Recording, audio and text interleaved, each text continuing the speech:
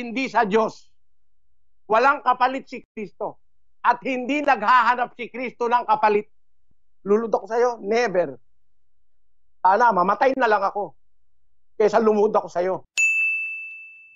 Magandang araw po sa inyong lahat. Sir JR po ng Usap-Usap University, at kung ikaw naman ay baguhan, kung ikaw ay newcomer, tuloy po kayo sa ating channel. Ang ginagawa po natin sa Usap-Usap University, binibigyan po natin ng reaksyon ang mga debate, mga religious discussions. But this episode is quite special dahil tayo po ay magbibigay ng reaksyon sa hindi lamang isang video kundi 3 videos po. And actually narinig po namin, nakita namin yung lahat po ng inyong mga sinasabi, lahat po ng inyong mga video request dahil marami po ang nagtatag sa atin sa iba't ibang mga videos patungkol nga po sa kasalukuyang very hot issue ang patungkol nga sa kay Apollo Quiboloy, na kung saan siya po ay pinapatawag ng Senado pero so far hindi pa siya pumupunta. And yun nga po, meron tayong latest po na video reaction. Kung di nyo po napapanood yung last video reaction po natin, it's about his official statement. Pero yung mga tinag nyo po sa akin ay actually mga komento at pagpupuna na minention ni Brother Eli over the years. Hindi lamang po to isang episode. So this is quite interesting sa akin dahil po I realized na I think back in 1990s po yung source video natin hanggang 2000s.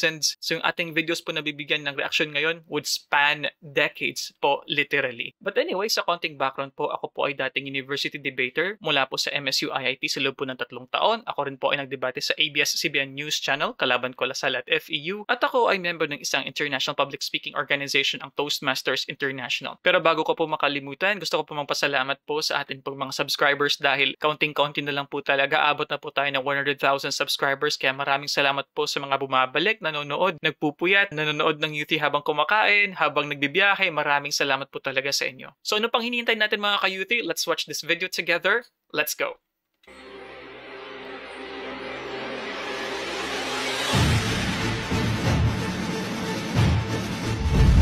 Paririnig natin muli ang tinig ni Ginoong kaibigan nating sinasagot sa ating panahong ito at pakinggan nyo ang kanya sinasabi para ating itong maipagpatuloy na sagutin. Narito po siya. Mr. S, ipaaalam ko sa iyo na ang ministry ito at ang mga ngaral na ito ay tatayo sa lahat ng klaseng issue. Spiritual, doctrinal, ethical, legal, kahit personal. Ang buhay ko ay open book.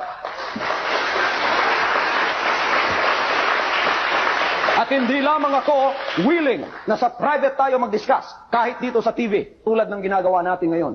Piliin mo ang larangan na gusto mong puntahan natin. Sa lahat ng mga isyong yan, kahit dumating ng Panginoon, ilalaan ko ang programang ito upang ang layunin ay makapagpaliwanag sa napakaraming nakikinig at nanonood sa atin. Ilalaan ko ang programang ito kung ikaw ay naririyan at tatayo ng laban sa mga kautusan ng ating Panginoon Diyos, laban sa kautusan ng mga set na mga batas ng tao o set na batas na nakagisnan na natin tulad ng ethics, tulad ng legal, tulad ng doctrinal o spiritual. Kahit saan ka pa pupunta riyan. Habang ang ministry nito naririto, ito po ay gagamitin ng Panginoon upang ang lahat ay may tuwid sa landas na gustong daanan ng Panginoon. Landas na makapagpapabanal, makapagpapatuwid at makapagpapalapit sa Kanya at sa Kanyang kalooban.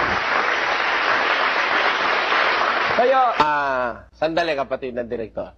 Hinamon niya tayo. Sabi niya, kaya itong ministering ito, itong mga ngaral na ito, nakahanda ikang tumayo sa anumang issue. Legal, spiritual, etc. Yung mga pinagsabi niya. Kaya hinahamon kita, sabi niya. Hindi lang sa korte, kundi maging sa telebisyon. Hinahamon kita tungkol sa mga issue ito.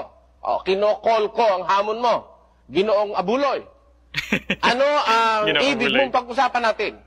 Sabi mo, pwede ka sa legal, pwede ka sa moral, at pwede ka sa spiritual issue.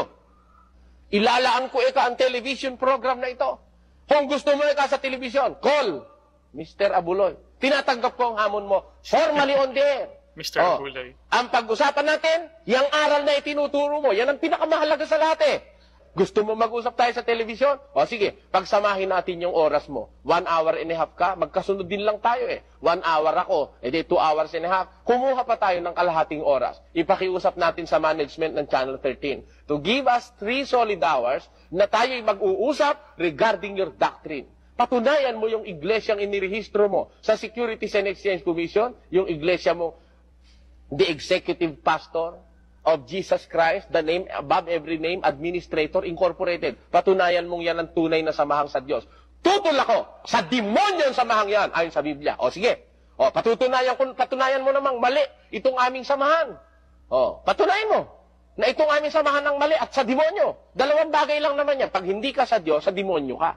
Kaya, tutol ako sa samahan mo. Sa itinayo mong samahan. Pati sa mga bylaws mo. Pati yung sa mga itinuturo mong aral. Tutol ako. Patutunayan ko. Hindi sa Diyos yan. Sa demonyo yan. O yan. Yan ang aking pinopropose na theme sa'yo.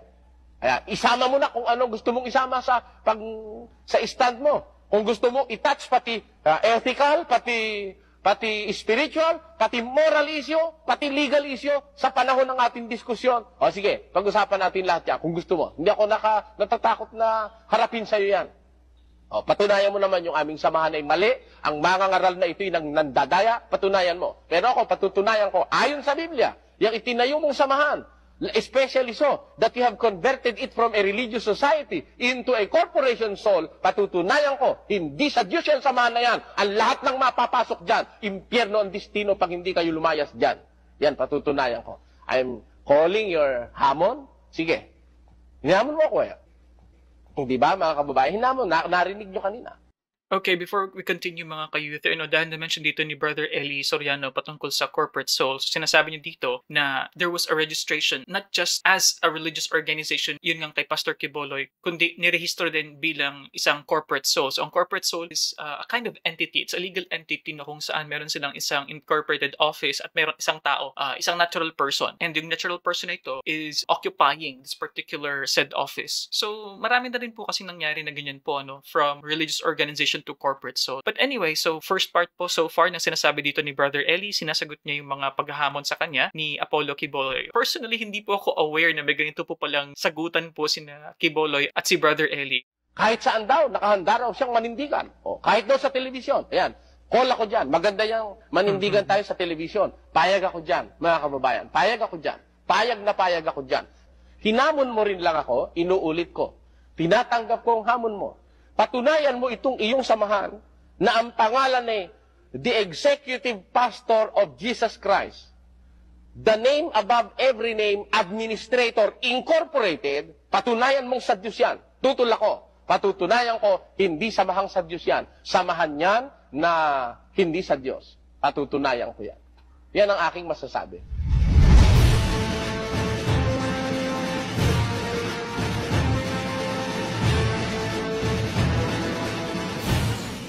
Sir, we'll continue on. This is a text from Pampanga. Good evening, Pastor. Gusto ko lang pong malaman kung bakit ayaw niyo pong lumaban ng debate kay Eli Soriano para naman po malaman niya ang kayabangan niya at mapahiya siya sa kanyang mga inaakay ng mga kaluluwa. Salamat po. Swerte siya sapagkat wala na tayo sa church age. Hindi natin, ang katotohanan ngayon, nabuo na. So, hindi na estilo ng Diyos yung mga debate-debate. Wala na yun ngayon. Church age. Interesting. Hindi lamang ako willing na sa private tayo mag-discuss, kahit dito sa TV, tulad ng ginagawa natin ngayon.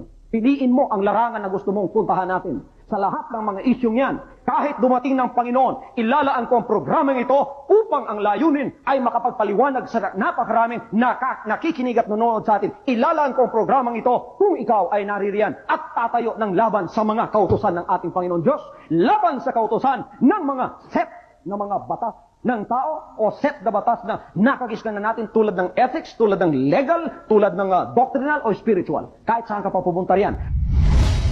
Kaya yung debate-debating yan, kalokohan yan. Kalokohan yan. Kaya yung pagdidebate na puro Biblia ang ginagamit, kalokohan yan. Kalokohan, kahangalan at kabuktutan yan. Sinabi ng Bible, iwasan ninyo yan. Sapagkat yan ay nagbubunga lamang ng alitan at yan ay walang kabuluhan. Okay, so that was the first part mga ka-U3. So sa unang parte nga, so ito yung pagcha-challenge at hindi nga sinagot. So dahil yung mga ibang parts ng video na napansin ko, yung sa may last part especially, parang medyo mas bago na. So that means decades na hindi talaga natuloy yung debate, ano po, o yung kanilang pagsasagutan talaga. But anyway, gusto ko pong malaman kung ano po yung tinutukoy niya na church age. Kasi ang sabi niya daw, di ba, na wala na sa church age and hindi na daw, parang out of style na daw ang debate. So hindi na raw po tama yun na magkaroon pa po ng quote-unquote alitan using the same Bible. So baka po matulungan niyo po kaming explain further yan. And also, now that I remember, di ba po sa MCGI ngayon, parang hindi na rin po yata encourage yung pagdedebate. Is the logic the same? Or maybe you can also comment down below what's the logic why hindi na po in-encourage no, yung pagdedebate po katulad po ng ginawa po ni Brother Eli Soriano. Moses was born. And when he was born, Pharaoh knew about this. And he commanded all of the children at the time, 2 years below, to be killed, to be sure that this boy, who is bound to be a king, will surely die. Kita And no mo, one will be. mali ang pangangaral mo. Hindi totoo na kaya siya nag-utos na ipapatay ang mga bata dahil alam niyang panganak na si Moises. Hindi. Ang dahilan niya kung ba't niya inutos patayin yung bawat lalaking batang ipapanganak dahil ayaw niyang lumakas ang puwersa ng Israel. Wala siyang kamalay-malay na nung panahon pala na yun, ipapanganak si Moises. Wala siyang malay doon. Ang intensyon niya, hindi para targetin si Moises, kundi para walang puwersa ang Israel na sa mga lalaki. Kaya pinapapatay niya sa mga hilot pagkapanganak pa lang, hindi 2 taon pababa. Ang may utos ng 2 taon pababa si Herodes sa panahon naman ni Kristo. Yeah. Kaya alam na alam mo, itong taong ito, daldalang ng daldal, di naman totoo sinasabi. Galing lang sa kukote niya, hindi siya nag-aral ng Biblia. Ang katunayan, hindi siya nag-aral ng Biblia, si Marcos ba naman daw apostol? Wala namang nakasulat sa Biblia, Apostol Marcos. Pakinggan nyo. Apostol muna ang gusto kong magpatotoo sa akin. Nakikinig ba kayo? Si Apostol Marcos. Ayon. Nakikinig ba raw? Sino kausap niya dyan? Miyembro? Nakikinig ba kayo? Sabi niya, worship service nila yan eh. Ang gusto kong magpatotoo sa akin, si Apostol Marcos. Mali yan, walang Apostol Marcos. Lumusot ka uli, Kibuloy. Sabihin mo uli, sinadya mo na naman yan. Talagang niloloko mo, harap-harapan ng miyembro mo. Yan lang ang lusot niyan. Sabihin mo, sinadya ko yun. Para lang pagtakpan yung kaignorantihan niya sa Biblia, sinadya niya raw. Itong second part pala ng video is more on him, more on Brother Eli giving a reaction sa mga pangangaral na this time ni Apollo Quiboloy nga. So I think what happened here over the years, dahil hindi nga tinanggap ni Apollo Quiboloy yung hamon ni Brother Eli, di ba sabi nga ni Brother Eli, call ako dyan, pero walang nangyari. So I think this is from a Bible exposition. So eto naman yung analysis at saka breakdown naman ni Brother Eli. Para lang mahuli ako. Miyembro mo ang kausap mo, sinasadya mong magsinungaling. Ano ka? Anong klase kang mangangaral? No? Na wala ka sa reality eh. Wala rin sa Biblia. Sa reality, palpak ka. Ikaw may-ari ng ginto ng Amerika, susumbo kita kay Trump. Sasabihin mo, ikaw may-ari ng lahat ng... Naku naman kayo mga kapatid. Aanib kayo rito. Ang layo sa Biblia nito. Ano ang pagkakaiba namin, kapatid na Maricel? We strictly stick to the Bible. We strictly stick to the Word of God because they are trustworthy. Hindi nagsisinungaling ang Diyos. Sa inyong religion, you stick to the words of Kibuloy which are not biblical. I'm sorry to say this. But you are fooled. Niloloko kayo. Sabihin kayo, siya may-ari ng lahat ng kaluluwa. Nako, hindi ako papayag ikaw may-ari ng kaluluwa ko, no? At kung talaga ikaw may-ari ng kaluluwa, mahigit ng 15 taon yata nung sabihin mo, mamamatay ako. Ba't hanggang ngayon buhay pa ako? Kung ikaw may-ari ng kaluluwa, napakawalang yan mo. Walang yan ito. Mamamatay daw ako. Sinabi niya, February 19 ano? 2000 ano yan? Sabi niya, August 2005. Sinabi niya, February 6, 2005, mamamatay daw ako within 6 months. Sabi niya. Kaya nga ito, bula ang propeta ito. Within 6 months, wow. So obviously, boy pa po si Brother Eli dito, and because he mentioned about Trump, so I'm guessing this is around, prior to 2021 for sure. Maybe 2020 siguro ito, no? When he shot this video. Pero yun nga, ang sinasabi nga niya dito, na yan kasi po talaga ang tendencies ng ibang mga religious leaders, ano? Maybe because they're so caught up with the feeling that they are powerful, and they really believed in the delusion that they are truly men of God. So, feeling nila na kung ano yung kanilang mga binibigay na prediction, ang kanilang kakayahang manggaling. So, they really believe that. And sadly, with these pronouncements, hindi naman ganun po kahirap. Fact-check lang po natin yung mga sinasabi. And I-mention ko rin nga po yan dati nung tayo po ay nanonood din at nagbigay ng reaksyon kay Mr. Almeda, na sinasabi ko nga po na the best way to check it is tingnan natin, what they said, and then you counter-check it. Just a quick Google search kung sinasabi nila na they could stop typhoons in 1989 or they have healed someone. Di, tingnan natin yung medical records. Kibuloy na ito eh. O, pakinggan nyo. So to the members of this guy, who is now declared a blasphemer in the kingdom of God, Blasphemer, okay. you have 6 months to leave that group. If you won't leave that group, you will be included in his judgment. You will all be ushered to hell when you die. Or while you're still alive, your soul is already marked for destruction.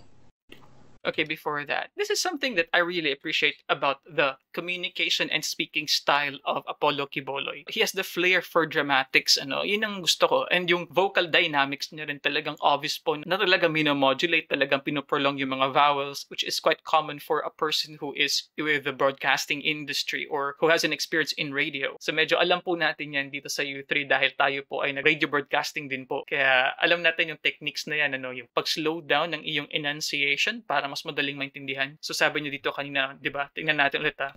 Be ushered to hell when you die. Oh, to hell when you die. Yan. Or while you're still alive, your soul is already marked for destruction. See? Yeah. Your soul is already marked for destruction. Ayan. So talaga makikita mo din yung karanasan ni Apollo Quiboloy sa paraan niya ng pagko-communicate and pagkuha ng atensyon ng kanyang mga listeners. So that the group of this leader, I am telling you, get out. Lahat sa inyo na mananatili dyan, bibigyan ko kayo ng 6 months. Umalis kayo dyan. Kung di kayo alis dyan, kung ano ang kanyang kaparusahan, ganyan din ang tatanggapin nyo. So this group of Eli Soriano, yun na. of the Dating Daan, your leader is already damned and judged. Because it is not our fault, it is his fault. Because last night, a revelation came to me. He is declared here and there in the kingdom of heaven and in the kingdom of heaven on earth that this guy has crossed the point of no return. He is a blasphemer. He has committed the unforgivable sin. So that I will tell you how that revelation came to me and what will happen to him. He will be inflicted with a deadly, serious disease he cannot overcome. Wait a minute. Deadly serious disease that he cannot overcome. Ganun po siguro talaga. Syempre naman, kung ma-overcome yun, hindi ka mamamatay, di ba? So here, he is saying na mamamatay, no? Si Brother Eli nga. Pero apparently, Brother Eli is still alive, so this is not correct. So this did not come into fruition, ika nga. And it will eat up his guts. Very specific. I like that. What a sort of punishment. Ayan, sabi niya, pagkakasakit daw ako ng hindi ko na raw malalagpasan. At within 6 months, sabi, umalis na kayo dyan, madadamay kayo kung anong parusa nyo. Naglagay siya ng deadline 6 months eh. Kung ano rin kaparusa kay Soriano, yun din sa inyo. Sabi niya, madadamay kayo. Sinabi niya yan, February 6, 2005. May deadline. Dapat August 6, 2005, patay na ako. Ngayon, August ano na ngayon? August 30 na ngayon. Ay, ano na? Ilang taon na? 14 na taon na at 6 na 2019. araw, ay 6 na buwan at 3 linggo at 3 araw ngayon. Salamat sa Diyos ko, hindi pa ako patay hanggang ngayon. O ano masasabi nyo? Anong klaseng propeta si Kibuloy? Hindi sa Diyos yan. Bula ang propeta yan. Bula ang Kristo pa. Kasi mahilig magsabi ng hindi totoo. Si Chris Aquino lang niloko niya eh. Niloloko niya eh.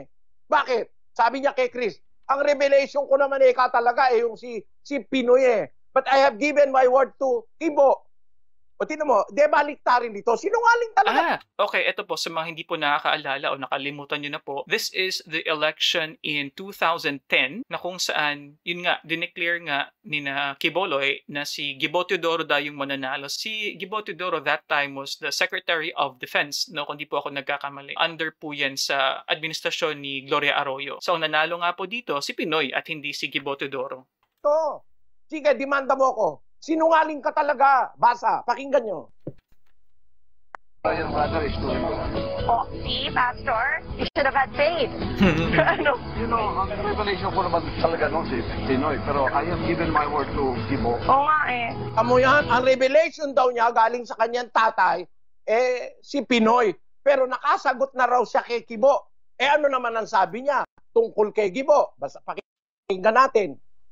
Tonight, let it be known unto all Filipinos that the Almighty Father has appointed a president for this nation. He is no other than Gilbert Gibo Teodoro. Tamo, ang ginagamit mo pangalan ng Almighty Father mo. The Almighty Father has appointed a president to this nation. He is no other than Gilbert Gibo Teodoro. Yun ang sabi ng Almighty Father mo. Ba't ang sabi mo naman kay Chris Aquino, ang revelation ko naman talaga si Pinoy. Kaya lang I have given my word to Gibo. Baliktarin ka. Paano ka ganyan sa Diyos niyan? Kapatid na Maricel, ay kung itatanong mo sa akin, pagkakaiba namin, si Kibuloy sinungaling sa pagsasalita. Ako nagsasalita ng salita ng Diyos na nasa Biblia. Okay, before that, mga ka-U3, ay nako, isa po yan sa mga classic po na video reaction po na yun nga po, ginawa natin dati. Kung maalala nyo po, sa debate with Mare at Pare, ang issue po doon is, dapat bang mag-endorso ang mga pari, ang mga religious leaders ng mga politiko, ng mga kandidato? And apparently, ito nga yung sinabi ni Brother Eli that really applies until now. Kasi nga, kapag ang isang religious leader, meron silang naproklaman, ito yung revelation sa akin, ito yung mananalo. Kung hindi nanalo, katulad nga po nung nangyari kay Teodoro. So, it is reflective of the religious organization or the religious leader himself. And ito nga po yung sinasabi ni Brother Eli at nasabi na ni Brother Eli before. At never kong inaangkin yung salita ng Diyos.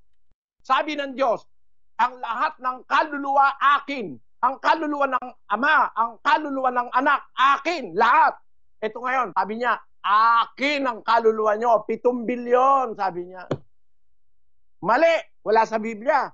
Tapos sabi niya, lahat ng ginto sa Amerika, 8,000 metric tons. 5,000 sa Germany. Ano sabi niya? Kaya ito Bisaya, ako na tanan. Akin lahat yan. O paano maniniwala dyan? Hindi naman reality yan, kapatid. In reality, in spirituality, hindi totoo na kanya yan. Ang katunayan nga, yung mga miyembro niya, nagpapalimos pa. At kung totoo yan, ba't pinagpapalimos mo mga miyembro mo? There will be no other Christ anymore. He is claiming to be Christ and the appointed Son. The appointed Son do not need to be substituted by anybody else. 7:23 of Hebrews. Let us read the truth. And they truly were many priests, because they were not suffered to continue by reason of death. But this man, because he continueth ever, hath an unchangeable priesthood. Natin sa Tagalog. At katotohanang sila'y marami sa bilang na naging mga saserdote, sapagkat dahil sa kamatayan ay napigil sila ng pagpapatuloy. Datapwat siya sapagkat namamalagi magpakailanman ay may pagkasaserdote siyang di mapapalitan. Ang pagkasaserdote, ang pagkapastor, ang pagkaanak, ang pagkamangangaral ng ating Panginoon Kristo, walang kapalit. Walang kapalit. Sino mang magsasabing kapalit siya, gago siya, gago. G-A-G-O, gago. Ano raw ang gago ayon sa Diksionaryong Pilipino, Sis Luz? Ito po, ayon sa UP Diksionaryong Pilipino sa pahina 278, gaga, babae na mahina ang ulo o walang talino. Gago kung lalaki. Kung gago ka, wala kang talino. Anong talinong nasa iyo? Biro mo angkinin mo, ikaw ang Kristo. Sabi ng Biblia, siya'y may pagkasaserdote, hindi mapapalitan. Ang pagka-apostol niya, ang kanyang pagkasaserdote, hindi mapapalitan. Sabi ng Biblia, basahin natin ang 3:1. So this is the answer pala, no, sa lahat po ng mga nagsasabi na they are Jesus reincarnate or ang mga Jesus sa ating panahon ngayon, no. So hindi po pala yung totoo. So now I'm really reminded of a lot of sects na nagde-declare na sila nga yung kahalili, sila yung next in command. So ang dami po mga sect na ganyan, on top of my head, other than Pastor Apollo Quiboloy, si Mr. Moon, na kung saan sinasabi na isa sa mga pinaka-successful quote unquote na mga evangelist nga nung panahon, especially noong 1970s. Sa buong mundo, hindi lang po sa Korea, hindi lamang po sa Amerika. Kaya, mga banal na kapatid, mga may bahagi sa pagtawag ng kalangitan, inyong isipin ang apostol at dakilang saserdote na ating kinikilala, si Jesus. Ang ating dakilang saserdote at apostol, si Jesus. Sino mang magtatangkang palitan si Jesus? Sinungaling. Manluloko. Hindi sa Diyos. Walang kapalit si Kristo. At hindi naghahanap si Kristo ng kapalit. He was intended by God to be the priest forever, like the priesthood of Melchizedek. Nakasulat yan sa awit. No? Kaya sino man magtatangka, kahit sino pa, Pilipino, Amerikano, puro gago yun. Kaya lang, wala tayong magagawa. Kalayaan ng tao magsalita ng gusto niyang sabihin. No? Pero kung gusto niyong makita yung totoo, maniwala kayo sa Biblia. Hindi sa katha, kuro-kuro. Maraming kuro-kuro ito galing sa sarili, wala naman sa Biblia. Pero mo, kaya luluhod lang lahat ng tao sa kanya. Nako, hindi ako luluhod sa'yo. Kahit patayin mo ako, hindi ako luluhod sa'yo. So, ito nga po, parang kumbaga, nag-come full circle yung mga nasasabi nga ni Brother Eli na ito na lang, yung sinasabi doon na lahat po ay luluhod sa kanya. And currently, taong 2024 po ngayon at sa mga hindi po updated, nagtatago po si Apollo Quiboloy at hinahanap nga po at he is needed na magpakita sa Senado ngayong March 5th. At kung maalala nyo po, yun nga po yung ating pinag-uusapan po sa past video reaction nga po natin, ang kanyang official statement at syempre marami siyang mga pinakawalang mga interesting na mga statements doon na sinasabi niya na sina President Bongbong Marcos daw ay nagpa-practice doon ng witchcraft at nagkakaroon ng, sabihin na lang natin na hindi kaaya-ayang aktibidad na pang-sexual. No? Lulod ako sa'yo? Never. Sana, mamatay na lang ako kaysa lumud ako sa'yo.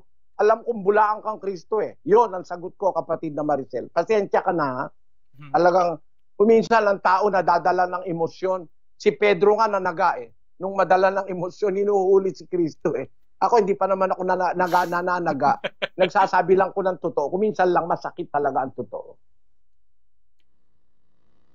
Salamat, Brother Eli. Salamat, Jesus.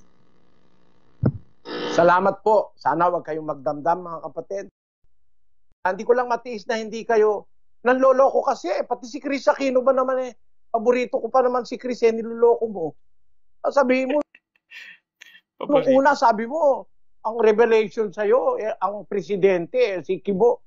Kung karap mo si Chris, niloko mo, sinabi mo. Ay, ang revelation ko naman talaga si Pinoy eh. Oh. Sige nga, kaya mo patunayan sa husgado yan ha. Dalawa revelation mo sa magkaibang panahon eh, tama ka pa rin. Ano ba yan? Pati ginto ng Amerika, pinag-iinteresan. Ang isip nitong taong ito, ba talagang makalupa ang isip nito eh. Dahil tama na nga, saka na lang uli sa susunod na exposition. Itong pangalan. Alright, so here mga ka-U3, ito na naman po ang third part natin. Kaya meron tayong triplet video feature ngayon. Ayan. Ito ang napili niya, maging bago niyang pangalan. Tunay bang may bagong pangalan ng Diyos na makapangyarihan sa lahat? At ito ay ang pangalan ni Apollo Quiboloy? Ito ba'y katotohanan o kasinungalingan lamang ayon sa Biblia? Tunghayan natin ang pahayag ni Pacquiao o Pastor Apollo C. Quiboloy at ang pahayag naman ni Bes o Brother Eli Soriano. Bes versus Pacquiao. Sino ang nagsasabi? Oh, sandali. Okay, so ano? Sandali, wait. Okay, yun nga. Okay. PACQ. Yeah. Sino ba yung announcer nito? Si Brad Josel yata, no? Pacquiao daw. So, PACQ, ayun ganun na lang, no? BS, at saka si Apollo Quiboloy. Pastor Apollo C. Quiboloy. Carrion yan yung C niya is Carrion. Sabi ng totoo, ayon sa Biblia. Miski po si Kristo, hindi niya kailanman inangkin na magkapareho sila ng name ng kanyang ama. Hindi niya kailanman inangkin na siya junior. Junior. Ito po pala junior na ito. Kasi yun daw pangalan ng Diyos, binigay sa kanya. At yun namang pangalan niya, kinuha ng Diyos para maging bagong pangalan ng Diyos. Kaya lalabas, ang pangalan ng Diyos nitong samahang ito, Apollo C. Quiboloy. He gave me his name, and he took my name as his new name.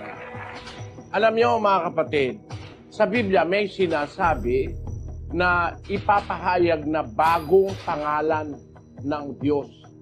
Meron po noon. Pero natitiyak ko, hindi Apollo Quiboloy ang pangalan ng Diyos ng mga langit. Bakit po? Yung kasing Apollo, pangalan ng Diyos-Diyusan yun eh. I and my Father's name are one! Pangalan yon ng Diyos-Diyusan ng mga Grego, si Apollo. Mamaya, tignan natin, papakita ko sa inyo. Paano yung pangalan ng Diyos-Diyusan ng mga Grego, kukunin ng Diyos para sa kanyang sarili? Kinakapos na ba ang Diyos sa pag-iisip? Siguro yun, Diyos ni Quiboloy. Hindi po ito pang-aatake. Pagsasabi lang sa inyo ng katotohanang nangyayari sa ating panahon na merong nangangaral, hindi niya alam ang sinasabi niya. Kasi po, sa Biblia, ang sabi ng Panginoong Hesus, talagang may ipapahayag siyang bagong pangalan. Basahin natin ang 3:12 ng Apokalipsis, kapatid na Daniel, pakibasa. Ang magtagumpay ay gagawin kong haligi sa templo ng aking Diyos, at hindi na siya'y lalabas pa doon. At isusulat ko sa kanya ang pangalan ng aking Diyos, at ang pangalan ng bayan ng aking Diyos, ang bagong Jerusalem, na mananaog buhat sa langit mula sa aking Diyos, at ang aking sariling bagong pangalan. Ayun. Meron po sinasabing bagong pangalan na isusulat dun sa mga magtatagumpay. Ang magtagumpay. Gagawin kong haligi sa templo ng aking Diyos at hindi na siya ilalabas pa doon. Isusulat ko sa kanyang pangalan ng aking Diyos, ang pangalan ng bayan ng aking Diyos, ang bagong Jerusalem na mananaog buhat sa langit mula sa aking Diyos, at ang aking sariling bagong pangalan. Kailan po ito mahahayag? Pagka nagtagumpay na. So itong pangalan ko ang napili niya, maging bago niyang pangalan. Basahin natin ang 2 ng Apokalipsis, versikulo 17. Ang may pakinig ay makinig sa sinasabi ng Espiritu sa mga iglesia. Ang magtagumpay ay bibigyan ko ng manang natatago, at siya'y bibigyan ko ng isang batong puti, at sa bato ay may nakasulat na isang bagong pangalan na walang nakakaalam kundi yaong tumatanggap. Yung bagong pangalang tinutukoy po ng Biblia ay ipapakilala yon sa magtatagumpay. At walang makakaalam kundi yung tumanggap kung ano yung bagong pangalan. Bagong pangalan ng Diyos, bagong pangalan ni Kristo, at bagong pangalan noong magtatagumpay. Alam nyo ba mga kababayan na yung magtatagumpay, yun lang ang makakatanggap ng impormasyon na yon. Kailan ba ang tao magtatagumpay? Kailan ka considered na nagtagumpay ka na? Basahin natin ang 3 ng Roma, versikulo 4. Huwag nawang mangyari. Oo, bagkus pa nga ang Diyos ay tapat. Datapwat ang bawat tao'y sinungaling. Gaya ng nasusulat, upang ikaw ay ariing ganap sa iyong mga salita at makapagtagumpay ka kung ikaw ay mahatulan. Ang tinutukoy palang nagtatagumpay, yung nakatapos na ng paghatol, nahatulan na. Upang ikaw ay ariing ganap sa iyong mga salita at makapagtagumpay ka kung ikaw ay mahatulan na. Sa makatwid, kaya ka lang i-consider na nagtagumpay pagkatapos na ng paghuhukom. Nahatulan na ang tao. Gayon din naman sa sa korte. Halimbawa, meron kang kaso sa korte, kaya mo lang masasabing nanalo ka pagtapos na yung kaso. Pagka hinatulan ka na, hindi pa naman po naghuhukom. Hindi pa naman po humahatol. Aba, di yata naman alam na ni Kibuloy ang bagong pangalan ng Diyos. Hindi pa naghuhukom, alam niya na ang bagong pangalan ng Diyos. At ang masama, ang pangalan daw ng Diyos ngayon, yung pangalan niya, kinuha raw ng Diyos yung kanyang pangalan at yung pangalan daw ng Diyos ibinigay sa kanya. Lalabas, ang pangalan ng Diyos, pangalan na ng Diyos-Diyusan.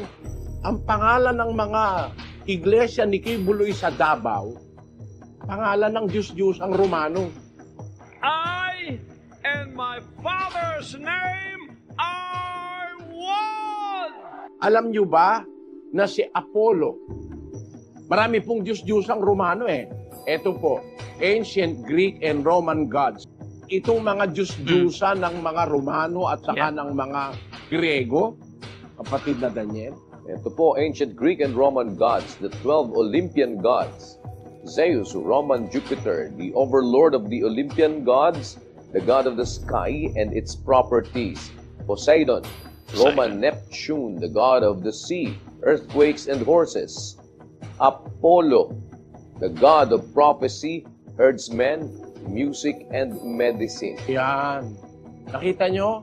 Yan palang si Apollo, yan pala'y Diyos ng mga Grego na Diyos ng mga hula, Diyos ng yung mga nagpapastor ng hayop, Diyos ng musika, at Diyos ng medisina. Yung pala si Apollo sa mga Grego. Kita mo yan, Di yata naman ang pangalan ngayon ng Diyos, pangalan ng Diyos-Diyusan. Naubusan na ba ang Diyos ng makukuhang pangalan at ang kinuha na yung pangalan ng Diyos-Diyusan ng mga Grego? Kaya, alam nyo, mga kapatid, kaya ko lang ito sinasabi, para ipamalay sa inyo na merong mga pastor nagtuturo, hindi alam ang sinasabi. Tama yung sabi ni Pablo, nagnanasa silang maging mga guro ng kautusan, bagaman hindi nila natatalastas kahit ang kanilang sinasabi, kahit ang kanilang buong tiwalang pinatutunayan. Itong mga pastor na ito ang nagtayo ng kanilang sariling iglesia. Sabi ni San Pablo, sa hindi nila pagkaalam ng katwiran ng Diyos at sa pagsusumakit na maitayo ang sariling kanila, hindi sila napasakop sa katwiran ng Diyos. Sinong pinaka-espiritual dito sa sarili ko? Ako. Amen. Kaya nasisiyasat ko ang lahat ng mga bagay. I can judge all things. Kaya ngayon po, huwag kayong maniniwala mga kababayan. Lahat ng iglesia sa Diyos. Maling paniniwala po yan.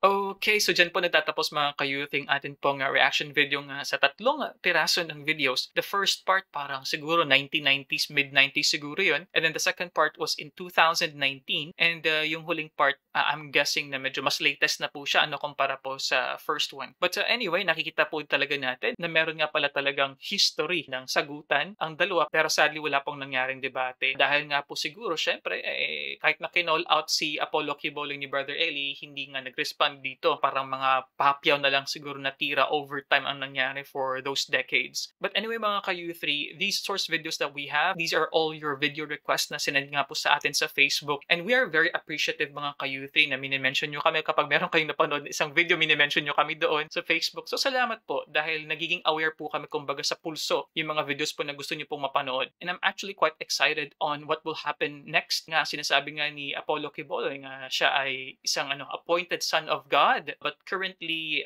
let's see what will happen next. Kasi nga, very interesting yung nangyaring official statement na nirelease niya. And si Brother Eli is really adamant in saying na bulaang propeta si Apollo Quiboloy. Sa mga members po ng Kingdom of Jesus Christ, ano po masasabi niyo sa mga nangyayari po na ito? And also sa mga sinabi din ni Brother Eli patungkol nga sa mga revelation daw ni Apollo Quiboloy na hindi nangyari. Please comment down below mga ka-U3, ano po ang inyong nararamdaman, ano po ang inyong reaksyon sa mga pangyayari, lalo na nabigyan ng spotlight si Apollo Quiboloy dahil Senado na po, ito na po yung legislatura na po ng ating gobyerno ang gusto siyang pagsagutin sa mga isyu nga na kinakaharap niya mula sa Korte, Federal Courts yun ng Amerika. Patungkol yan, kung hindi po ako nagkakamali, sa issue ng human trafficking, sex trafficking, sexual abuse, bulk cash smuggling din yata, and it covers not just in one area in the US, kundi po ako nagkakamali, Hawaii and California. So comment down below mga ka-U3, ano pong masasabi niyo sa ating episode ngayon. And if you like these kinds of videos, you know what to do. Subscribe ka po. Kung hindi ka pa subscribe sa ating channel, you can check this video here, you can check this video here. Please share our videos, click thumbs up para po marami pa pong mas makakapanood po nito para isa-suggest ng YouTube sa ibang mga viewers. And I'll see you guys next time. Peace, bye-bye.